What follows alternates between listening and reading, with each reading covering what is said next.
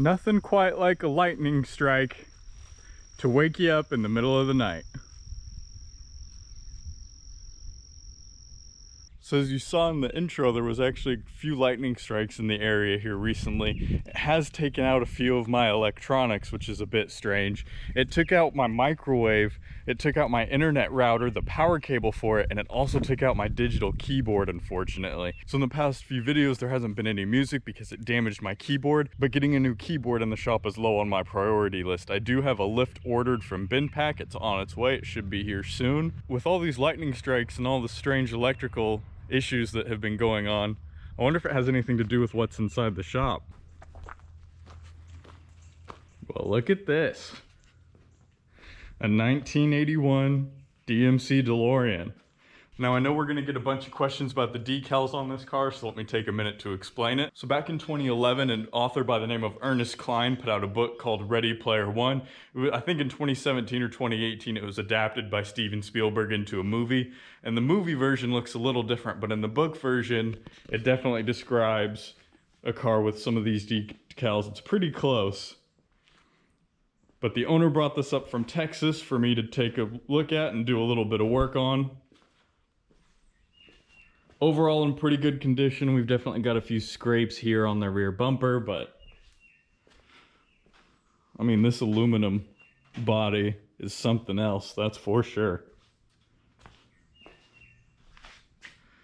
Very cool car. So first thing first on this car, I'm gonna go ahead and open the frunk, get everything out because there's a couple access panels I need to get to. Today I'll be focusing on getting the master cylinder replaced, and I'll also be doing the tie rod ends on the front end. Now we do have quite a few parts to replace on this. Let me show you what I've got. All right, looking down over here, you can see we've got a new brake master cylinder. We've also got a fuel line replacement kit. Got a whole bunch of new fuel lines. I've got some new injector seals, plenty of O-rings, washers, bolts, and a new fuel filter. So that will be its own video when I go through and do that repair.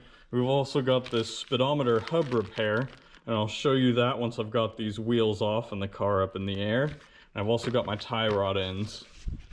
Now there are a couple of additional items that may be added as we go along. We're going to focus on the brake master cylinder, the tie rod ends, and the speedometer hub repair.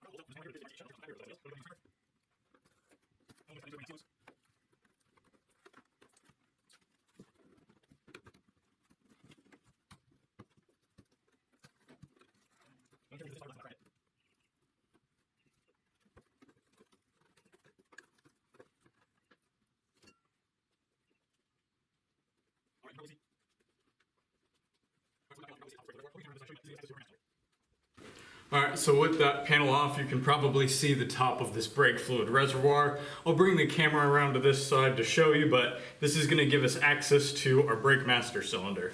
So you can see we have the connector for our brake fluid level sensor up on top. I'll get that disconnected, then I'm going to work on draining the fluid out of the reservoir. So looking down at these pins, I'm seeing a bit of corrosion in here, so we'll see if we can get those cleaned up. The pins themselves could definitely use some cleaning as well. The other thing I did was I went ahead and put down a few microfibers underneath just to catch anything that may be lost when removing this reservoir. So next what I'll do is I'll start loosening the lines. I'm gonna soak them in a little bit of WD-40. All right, so I've got my brake lines off. Now I just need to get the two large nuts that actually hold the master cylinder to the booster.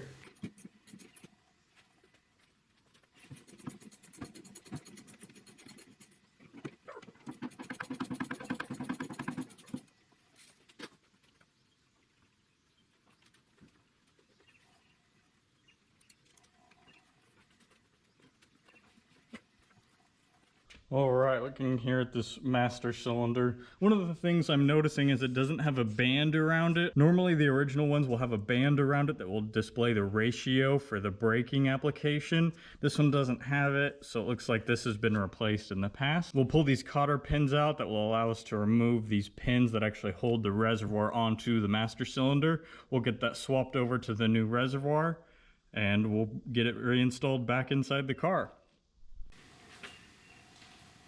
All right, so we have our reservoir attached to the new master cylinder, so I'll go ahead and get this installed.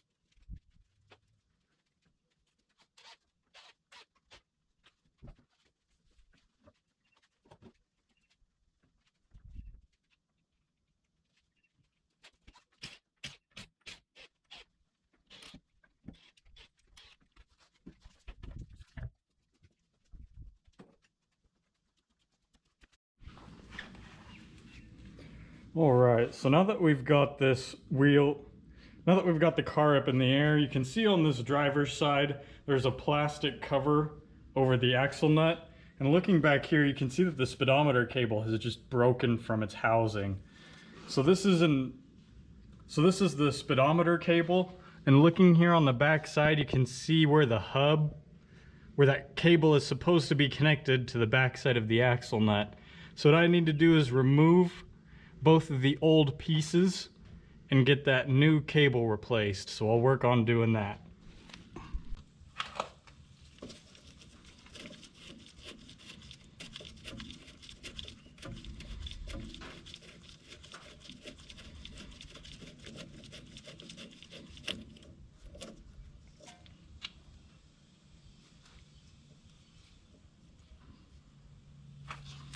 So you can see that I've got my tie rod end down and out of the way, and that's allowed me to move this hub and swing it a little bit further to help me get access to this big nut that actually holds the speedometer hub in there. So I'm working on removing that. I was able to get to it with a crescent wrench, and I'll work on removing that and pull the hub out and get it replaced.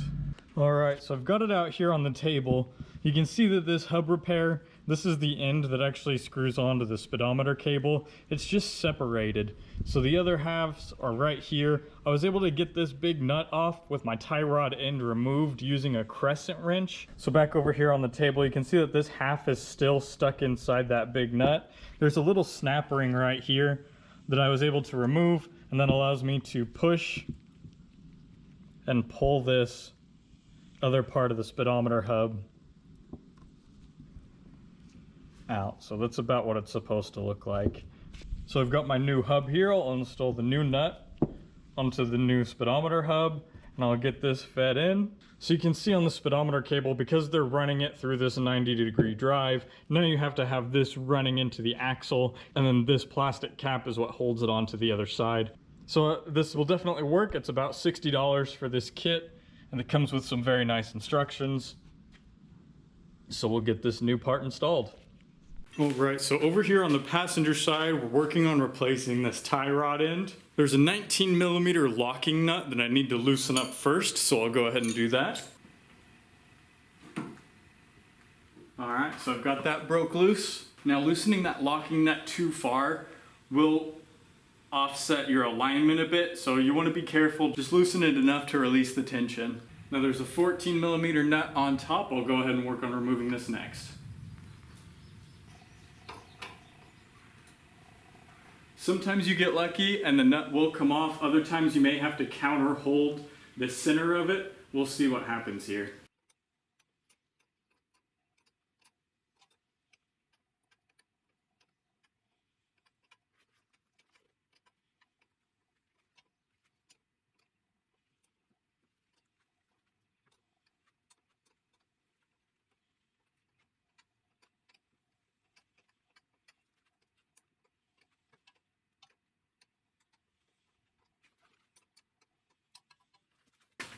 Alright, so you can see that I was able to get the nut off fairly easily.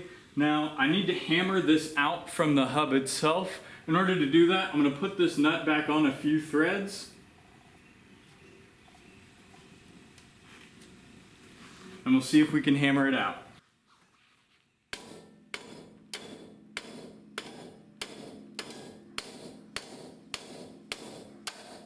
So we got lucky, we were able to hammer it out pretty easily. Now we'll go ahead and thread it back off and we'll get it replaced. So you can see that by knocking it loose, it is now spinning the entire ball joint. So I'll have to counter hold it down here with a pair of channel locks or a pair of vice grips, and that'll help me get the nut back off the top. Alright, so I've got my tie rod end loose because I've got this locking nut already broken loose.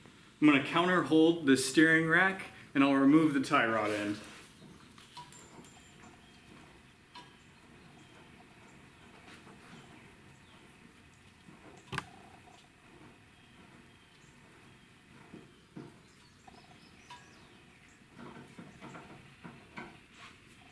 Now you can see here, side by side, this is the old one. The boot's torn, it's got quite a bit of play in it. But the new one, much stiffer ball joint, definitely has plenty of lubricant in it. So that's why we're replacing it. Get rid of that slop, make the steering just a little bit tighter. So I'll go ahead and get this new one threaded on and installed.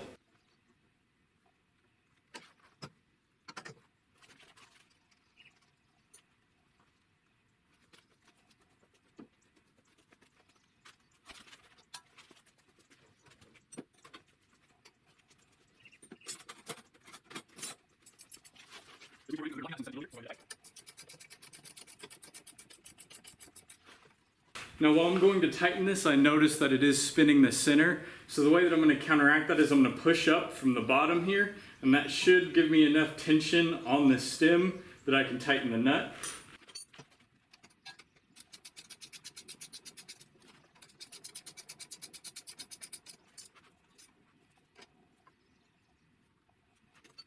Alright, so I've got this 17mm nice and tight. Next I'll go ahead and tighten up the 19mm locking nut.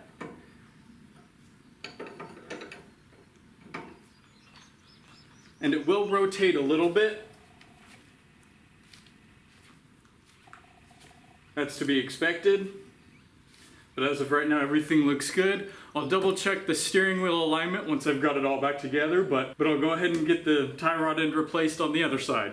Alright, so we got our hub repair complete. I'm going to go ahead and call this the end of the first part of this video. We still have fuel system to go through and clean out, and replace the lines. So that'll be in the next video. I just want to say thank you all for watching. I really do appreciate it. For everyone who brings me their vehicles to work on, thank you for your business. I'm thankful to have so many people who want to watch, and there's plenty more content to come. So please hit like and subscribe, and I'll see you in the next one.